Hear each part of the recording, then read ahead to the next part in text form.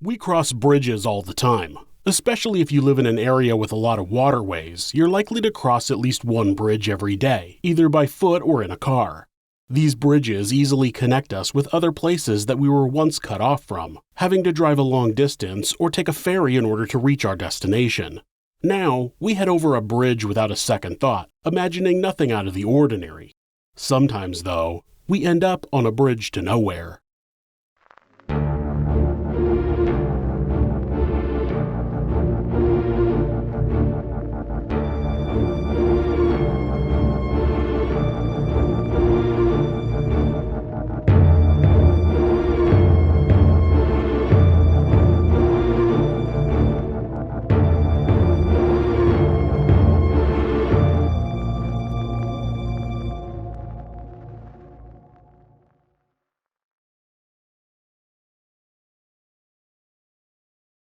"I love you," she said. "I gotta go. It was nice to know you." On Sunday, January 16, 2011, 25-year-old Kaylin Campbell jumped from the southeast side of the Aurora Bridge at about 5:30 a.m. Her body was discovered by a jogger a few hours later, and police found her purse on the bridge, right by one of the last openings in a suicide prevention barrier that would be completed a month later. She was the last person to jump to her death from the Aurora Bridge, a number that had totaled more than 230 people in the 79 years since it had been built. Officially named the George Washington Memorial Bridge, the Aurora Bridge is a 2,945-foot-long bridge that spans the Ship Canal just north of Seattle. Construction started in 1929, and the bridge opened to traffic on February 22, 1932. The bridges that already crossed the Ship Canal at the time had to be drawbridges because of the high level of ship traffic, because it's, well, a ship canal. The Aurora Bridge, however, was designed to sit 167 feet above the water. This height made it the first bridge to cross the Ship Canal that didn't need to be a drawbridge. Unfortunately, the height, along with its pedestrian access, drew people to the location to commit suicide, something that began before the bridge was even open to traffic. On January 20th, 1932, H.N. McKeon, a recently divorced shoe salesman from West Seattle, drove to the Aurora Bridge, drank a jigger of bromide, and jumped. He hit the ground 65 feet below and died instantly. 23 days later, the bridge was dedicated and opened to traffic. The bridge was the last piece to connect the Pacific Highway, which went all the way from the Canadian border to the Mexican border. There was a massive celebration with American flags, trumpets, and a 21-gun salute. 3 weeks later, police were standing guard on the bridge when a woman threatened to jump. A month later, the bridge claimed its second victim when a man jumped to his death. By February of 1938, 20 people had committed suicide by jumping from the Aurora Bridge. The day after the 20th suicide, the Seattle Times printed a front-page article with a headline that read, "Anti-Suicide Fence Urged on Aurora Bridge." A poll revealed that local residents supported the creation of a suicide barrier, but 71 years passed before one would be constructed. Ryan Thurston had just moved into a new building in Fremont, a Seattle suburb that sits underneath the Aurora Bridge, in the fall of 2005. It had only been 2 months when he looked out of his window and saw a man lying in the parking lot, bleeding profusely from his head. He wasn't sure what had happened to the man, wondering if he had tripped or maybe been assaulted. Then he glanced up and noticed a car on the bridge, with an open door, holding up traffic. The realization that the man had jumped from the bridge finally hit him. Most people live their entire lives without witnessing a crime or a terrible accident, but it's bound to happen from time to time.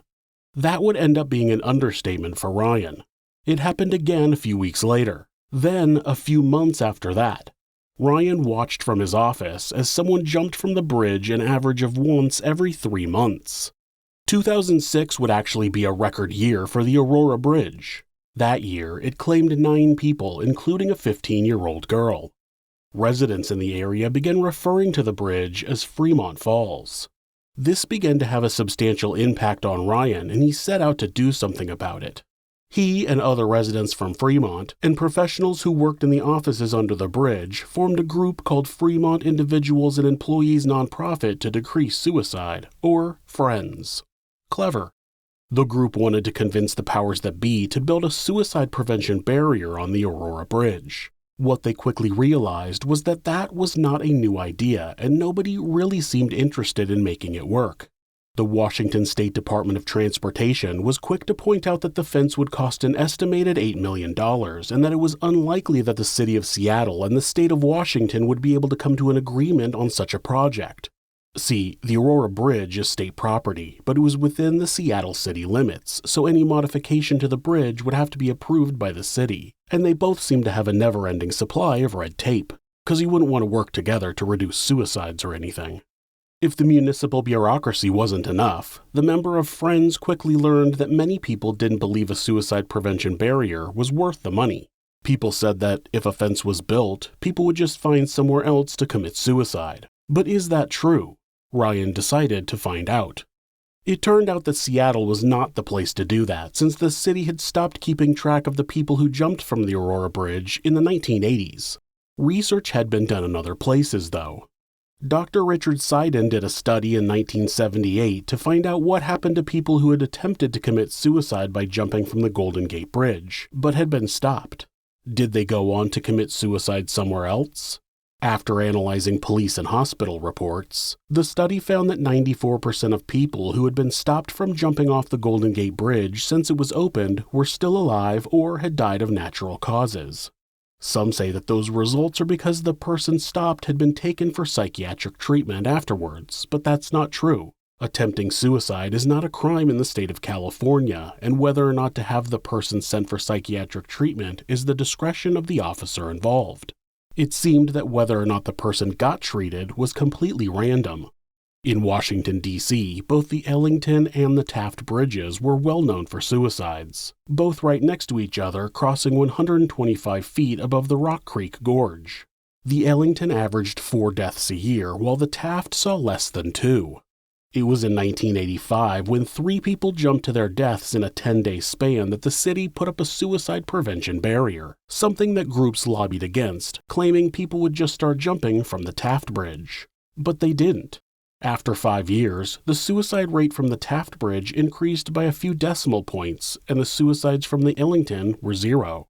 Also, Washington, D.C.'s overall rate of jumping suicides dropped by 50%. When looking into why people would so readily jump from the Ellington Bridge, but not the Taft, the answer was simple. The rail on the Taft Bridge was more than 4 feet high, where the rail on the Ellington Bridge was less than 3. 1.5 feet was all it took to deter an impulsive jumper. Doctors have acknowledged that suicide by jumping tends to have a high degree of impulsivity to it. These cases stem from an immediate crisis with less forethought. These people are generally looking to end their lives by whatever means is immediately available. We've been conditioned to believe that once a person decides to take their own life, they're then quote-unquote suicidal and will always want to end their life. But that's not true. Oftentimes, if the means of suicide is removed, they don't go looking for another means. Of course, there are people who are determined to kill themselves, but that's not always the case. And again, someone who jumps from a bridge generally falls into a more impulsive category. Up until the 1960s, homes in the United Kingdom used coal gas to fuel their heating and cooking appliances. But it contained a high level of carbon monoxide, and a leak in a closed space could cause asphyxiation in a matter of minutes. This made suicide by sticking one's head in the oven so common that it accounted for nearly half of all suicides in Great Britain. In the 1960s, the nation began replacing the coal gas with natural gas, which won't kill you from breathing it alone. By the 1970s, the nation's suicide rate dropped by 1/3 and has stayed that way ever since. When the readily available method of suicide was removed from that group of people, they didn't move on to another method. Armed with research that showed that suicide prevention barriers on bridges actually worked, Ryan and the members of Friends spoke with elected officials and urged them to join their cause. As well as trying to help the people on top of the bridge who were trying to end their lives, they also pointed out how it would help the people below the bridge who were just trying to live their lives. When someone thinks about a person jumping from a bridge, most would imagine them going into water, but that isn't always the case. Portland, Oregon's Vista Bridge saw an average of 2 suicides a year, and it spans a canyon and passes over a road. People would jump from the bridge and die when they hit the street below. Since the installation of a suicide prevention barrier in 2013, there have been no suicides. The Aurora Bridge spans a total of 2,945 feet, but only about 800 feet is over water. The rest of the bridge is over land, and many of the people who jumped from the bridge did so over streets, parking lots, and homes. The people who lived and worked in those areas were seeing bodies drop from the sky and having to deal with the trauma of that experience. One jumper landed on an SUV while the driver was in the vehicle. The body landed on the passenger side and the driver wasn't hurt. Another went through the roof of an unoccupied houseboat. If anybody knew the impact of witnessing a human being dropping to their death, it was members of Friends. Some of them had seen it multiple times, and they wanted to end something that was not only ending lives, but inflicting so many others with trauma. Members of the Queen Anne Community Council opposed the barrier, not only due to the estimated $8 million price tag, but they believed that any modification would destroy the bridge's original design. The council went as far as contacting the Seattle Landmarks Preservation Board, arguing that the proposed changes risked the bridge's historic status. They wrote, "As an object of monumental beauty and a fine example of period engineering prowess, any additions to its structural facade would be tragic and unwarranted." Ugh. The pushback slowed the process, but for the time being, the city of Seattle installed call boxes on the bridge so people in crisis would be able to connect to 911. They made little difference. It's unclear how far back people have been committing suicide. It's quite possible they always have. One of the earliest recorded suicides was that of the Greek philosopher Empedocles in 434 BCE. He believed that death was a transformation, and it's possible that he wanted to begin the process. He died by throwing himself into Mount Etna in Sicily. Jumping from a tall structure has been a method of suicide for as long as people have been committing suicide. People jump from roofs, windows, cliffs, dams, and of course, bridges. It's one of the most uncommon methods of suicide, though, making up only about 3% in the US and Europe. In Hong Kong, however, jumping is the most common method of suicide at 52%, and researchers believe that it's due to the abundance of tall buildings with roof access. Charles Bruce committed suicide by jumping out of a plane without a parachute over Great Britain in 2002, giving him the world record for the longest fall for the purpose of suicide, a record that hopefully remains unbroken. There's still no definitive answer as to why some people are drawn to jumping as a means of ending their own life. One reason could be that it's a very final act, something that has a high likelihood of working once it's initiated, whereas some methods have a higher likelihood of not working or allowing time for rescue. Once you step off that ledge, there's no coming back. Most people who have survived a jump from the Golden Gate Bridge said that they immediately regretted the decision, so maybe people choose it for its finality. Once they start, they can't change their minds. With jumping from a bridge being identified as a more impulsive method of suicide, it might be the desire to jump away from their current problems, to fly away and disappear from the immediate problem. But like one survivor of a suicide attempt on the Golden Gate Bridge said, as soon as he jumped, he realized that all of his problems were fixable besides the final problem that he had just created. The members of Friends had gotten some powerful politicians behind them, and they had more influence than the preservationists had. In May of 2009, the Transportation Committee approved the 2009 to 2011 transportation budget, which included the funding for the barrier. With the funding approved, the Department of Transportation began drawing plans for an 8-foot 9-inch high fence that would be attached to the outside of the bridge. The goal was to give the fence the smallest visual footprint they could. It was a landmark, and they wanted to make the fence as least imposing as possible. They also had to meet maintenance guidelines so workers could still access the bridge for maintenance and repairs, and they had to conform to guidelines imposed by the state since the bridge was on the National Register of Historic Places. They eventually designed a fence with thin vertical rods spaced 5 inches apart enclosed in a frame that would be put up in panels. When the design was finally completed and approved, the cost ended up coming in at $5 million, $3 million under the estimate. A contractor was hired and the barrier was scheduled to be completed on January 1, 2011. When construction began, the contractor found that the steel supports that the fence was supposed to be attached to were corroded beyond use. They had to fabricate and install brackets to be used instead. Then it was discovered that the original builder let concrete drip onto the sides of the bridge when they were pouring the sidewalks. This wouldn't be a problem except that the rivet-busting tool they were using was knocking the concrete loose, allowing it to potentially fall onto cars and pedestrians below. They spent 2 weeks removing the excess concrete before they were back to work removing the rivets. Then the noise complaints started coming in. The contractor had the brilliant idea to do the work at night so as to not disrupt daytime traffic, but the rivet-busting tool sounded like someone firing a gun at a steel wall 30 times per minute, and people were having trouble sleeping through it. They adjusted their schedule so they did the rivet removal during the day on weekends when traffic was minimal. Due to the slowdowns, the crew was working 16-hour days in an effort to get the fence up as soon as possible. In September, the Aurora Bridge lured a 23-year-old woman to its edge where she jumped to her death. The crew raced to install the 682 panels. The project lead postponed his honeymoon in order to help finish sooner.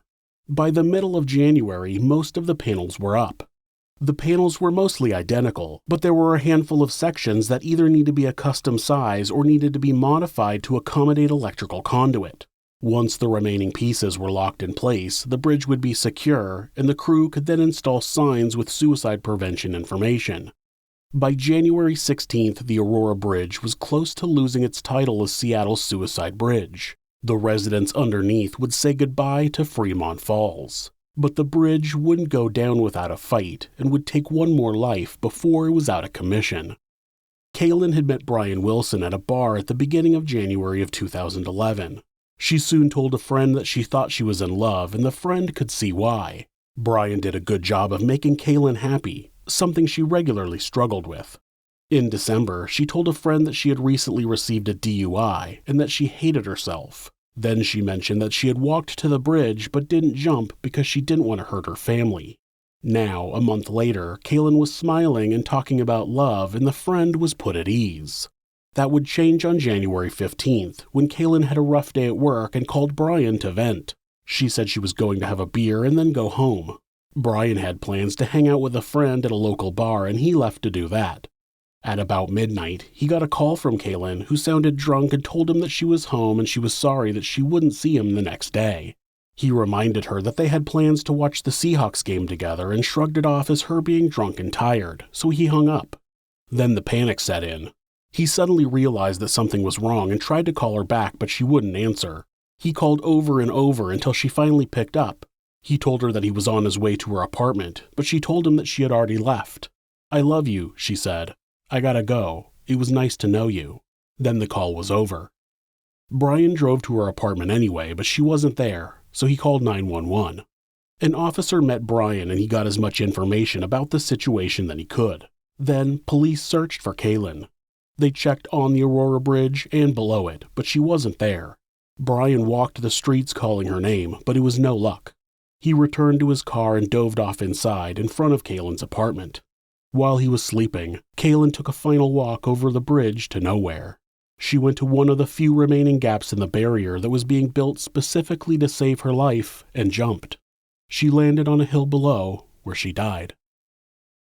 The barrier was completed on February 14, 2011 at a total cost of $4.8 million. Since its completion, there have been no suicides. There have also been no increases in suicides from other bridges or elevated areas nearby. In no way do I want anybody to think I'm saying that stopping an attempted suicide means they'll never try again, because many people do, but not all of them. Thoughts of suicide aren't permanent, and even the smallest gesture can make a difference to someone who's contemplating suicide. And creating a barrier that even slows someone down when they're going to attempt suicide can add precious seconds that can be used to stop that attempt. Because that attempt might just be an impulsive act that can be overcome. And if you're someone who has those thoughts, you can overcome them. You're worth it. You're not a burden. The following are signs that might indicate the risk of a suicide attempt. Talking about wanting to die or to kill themselves. Looking for a way to kill themselves, such as searching online or buying a gun. Talking about feeling hopeless or having no reason to live. Talking about feeling trapped or in unbearable pain. Talking about being a burden to others. Increasing their use of alcohol or drugs. Acting anxious or agitated, behaving recklessly. Sleeping too little or too much. Withdrawing or isolating themselves. showing rage or talking about seeking revenge, displaying extreme mood swings. If you are having feelings of harming yourself or someone else, or even just need someone to talk to, please contact your local mental health facility, call 911, or call Mental Health America, who operate the National Suicide Prevention Hotline at 1-800-273-TALK. That's 1-800-273-8255. They're available 24 hours a day, 7 days a week, and will talk to you about any mental health issue you may be facing. Thanks for letting us tell you this sinister story. If you enjoyed it, subscribe on whatever platform you're on and hit like, rate it, or leave a comment. Join us next week where we'll take you somewhere sinister.